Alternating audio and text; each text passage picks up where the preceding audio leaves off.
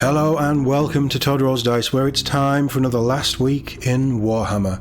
So we're going to take a look at some of the other news stories that dropped through the week of the 17th of Feb all the way through to the 21st of Feb.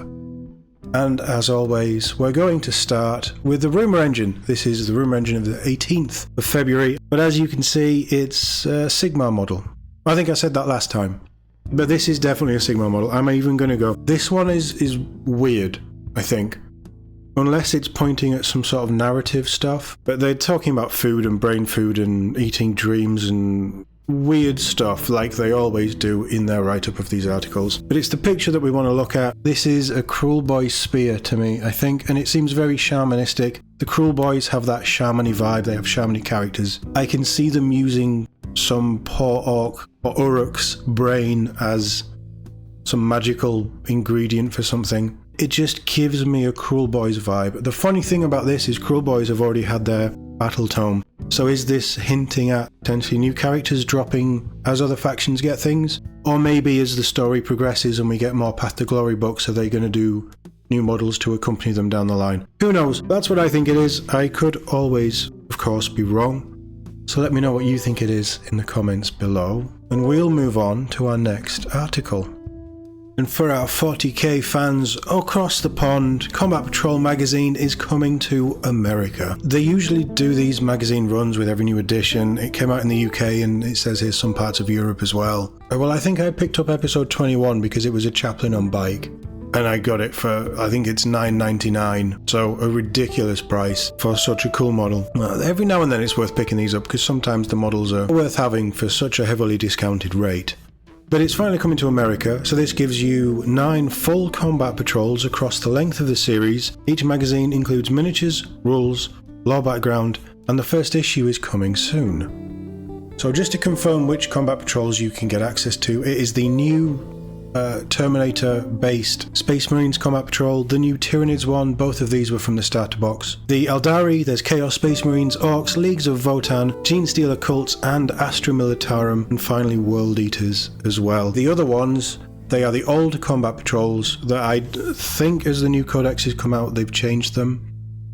But it's the Astra Militarum one that was basically the brand new Guard set in 9th. As you can see there at the back, it comes with the Sentinel, the 2 big heavy bombast guns, and a selection of normal shock troops in Cadian Command Squad. Not the new one that has Kazakin. Same with the Orcs. Well, same with all of them that have had a new combat patrol. It isn't those ones, sadly.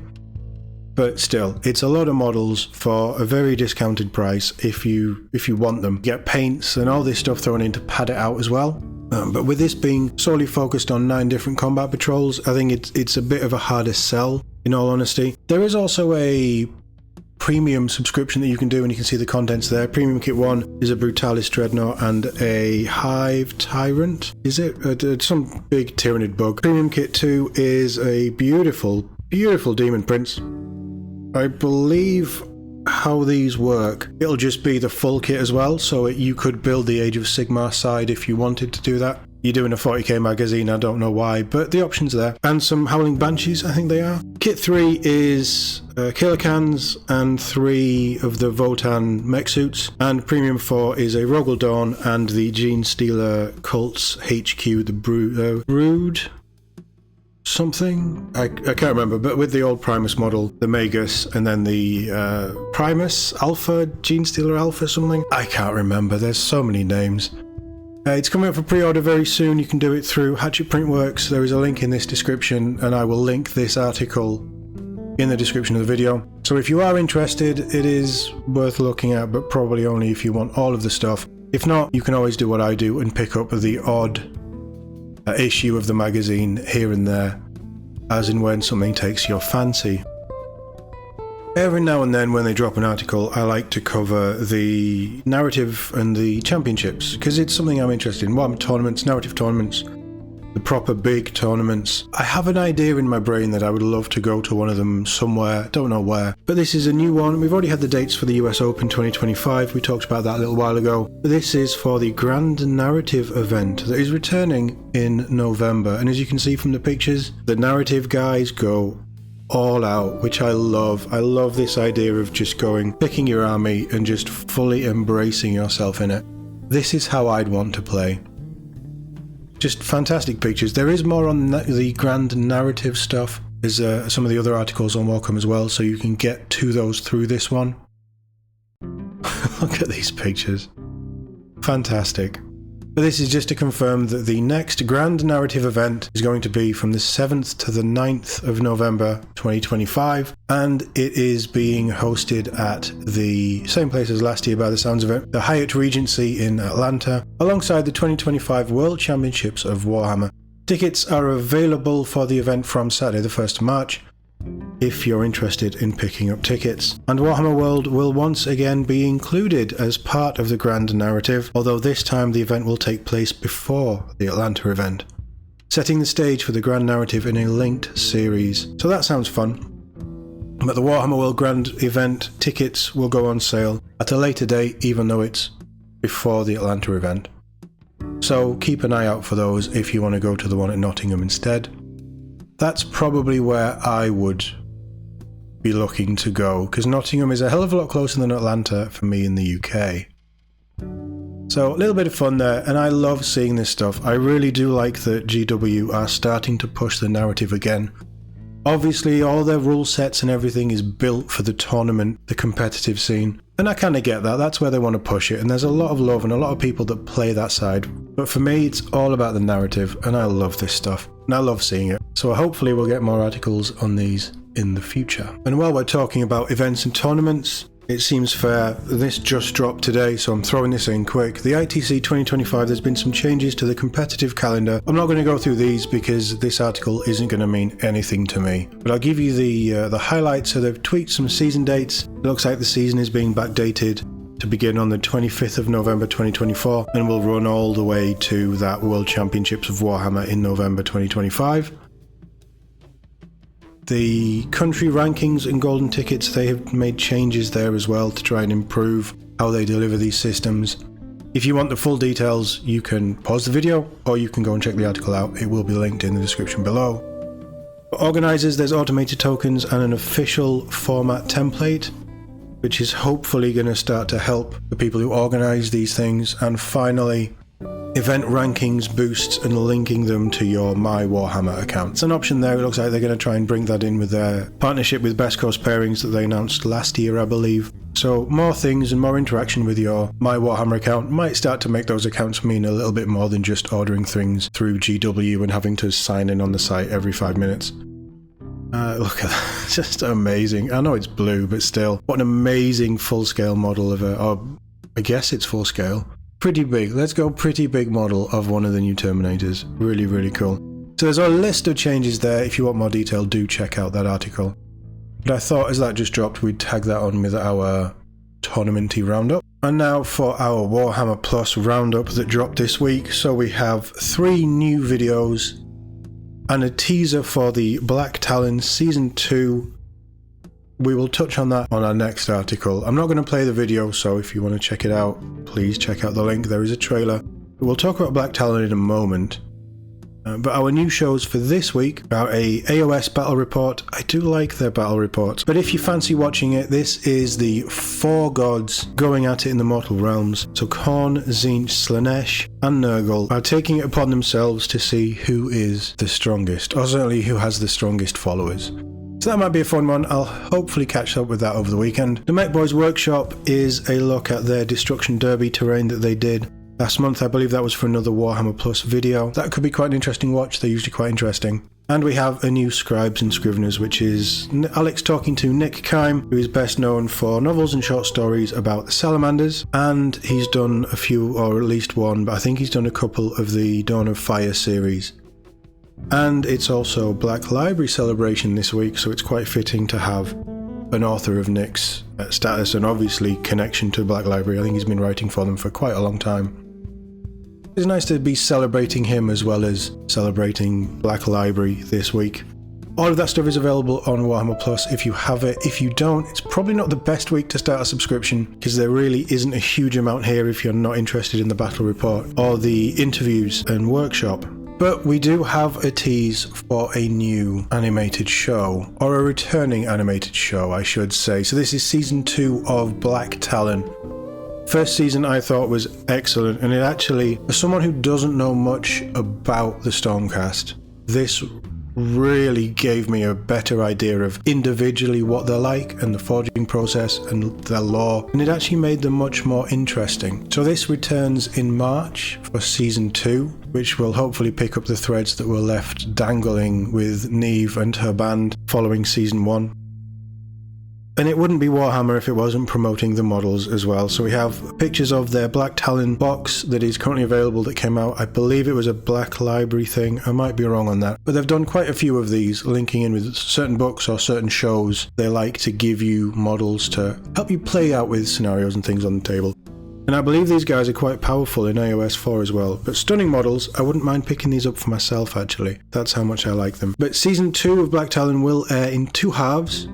That's with the first 3 episodes landing across March and April, and parts 4, 5 and 6 arriving in the summer. Kind of rubbish. I hate when Netflix do it, so I'll probably hate when Warhammer do it as well. I just think if the season isn't ready to drop in full, not in full as in one block, but in full as in weekly, just wait until it's all ready to go. Personally, I don't really know what's going on with the animation side of Warhammer Plus. They're not dropping a lot and they're not really giving as much, apart from Astartes 2, which is going to be amazing, but isn't out until next year. So we'll see. It's going to drop over time, but it gives me a chance to revisit season 1. We've already touched on this week being the Black Library celebration. And one of the cooler things that's coming out for the celebration, outside of the models, because the models are really nice, but that's going to be a separate conversation, is the Black Library art of Warhammer 40,000. So this is a collection of 100 pieces of art taken from covers and intervals for various Black Library books across the years. Here we've got some of the Dawn of Fire series.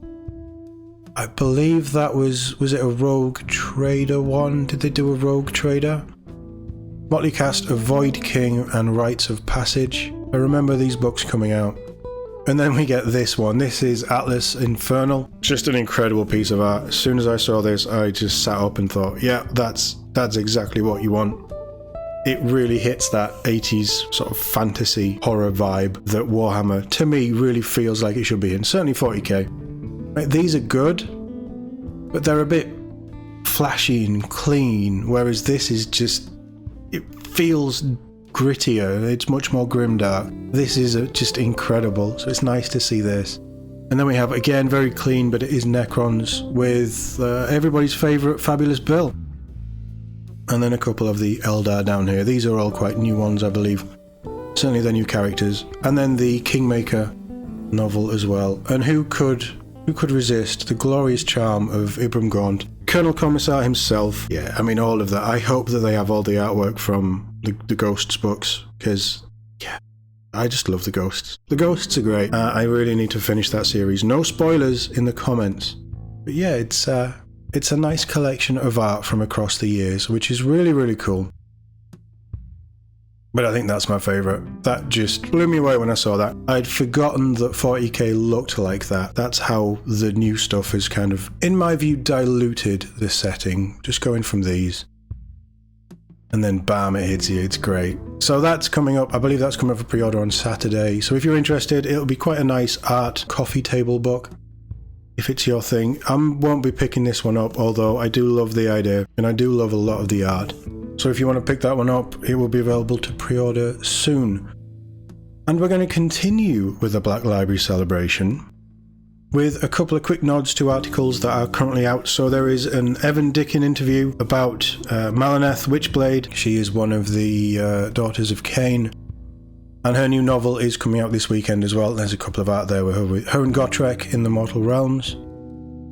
And her new miniature. And there's obviously a bit of an interview there as well. So if you are a fan of her books and her lore, there may be some interesting tidbits in there from Evan to give you an idea of what's coming in the new book. And the 40k Black Library novel and miniature set that's coming is The Heroes of Hell's Last. So here we have, it's not an interview with the author, but we have a breakdown of the 5 heroes that come in the Hero Command Squad box that drops Saturday. This is all the Minka-esque novels by Justin D. Hill, and it just runs you through a quick breakdown of the characters, the named characters that are available in the squad, and Hell's Last is going up for pre-order tomorrow as well. Along with the models, I'm not going to do too much on these. They're lovely models. I've said before when they went up on last Sunday's preview, I said I loved them and I'd even consider buying 2. But I want to talk about these because there is a wider issue, I think, with Games Workshop with these. So keep an eye out for that video because it's going to be a ranty video and it's going to be coming out at some point in the next day or two. So keep an eye if you're interested in that, but I am not happy with an element of this release.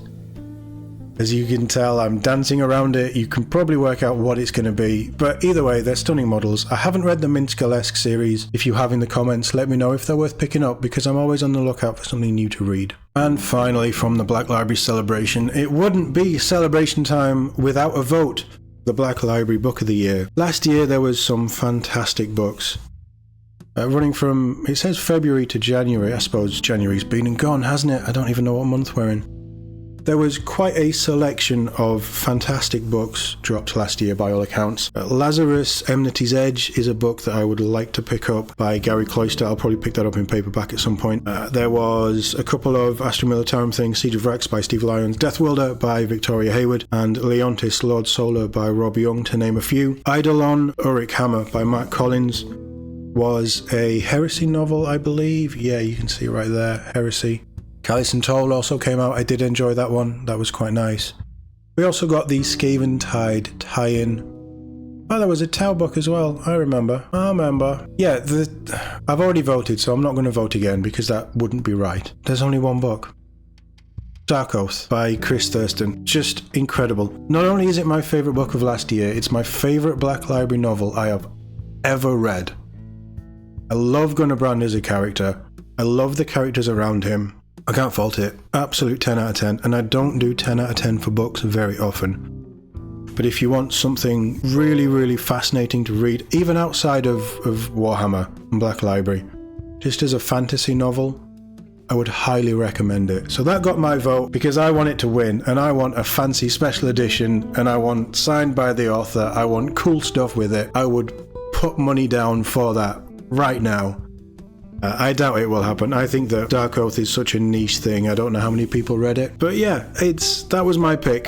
But obviously, if you're interested in this stuff and the Black Library stuff and you read a few books from last year, do go and check it out and cast your vote for your favourite book of 2024. And our final little article that snuck in just towards the end is the Old World Almanac narrative scenario for the Warhammer World Anniversary. So the anniversary is in about 2 weeks, less than 2, it's about a week, 1st and 2nd of March. And they are doing just a whole host of things at Warhammer World. It also coincides with the release of the High Elf Realms. I thought that they were coming out this weekend, but obviously not. So the events team have put their heads together to come up with some scenarios that you can play. And I believe that they will be playing, or aiming to play, at Warhammer World as well. So as well as games planned by the events team, including the return of Full Tilt, the studio team created not 1, not 2, but 3 special scenarios. What's more, these scenarios can be downloaded, allowing all fans of the old world to join in the fun. So you have Seize the Tower, Upon Shrouded Shores, and The Toppling of the Waystones.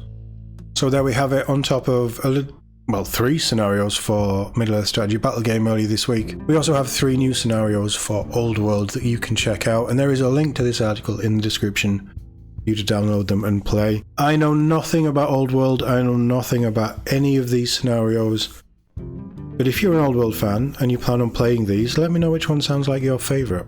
But let me know which article or articles have stood out for you this week. We've already covered some of the model reveals, well, all of the model reveals, and a few other articles separately on the channel, so have a look around if I haven't covered something that you are more interested in. It might just be that there's already a video up on the channel for it. And as always, thank you very much for watching, and I'll see you all on the next Last Week in Warhammer.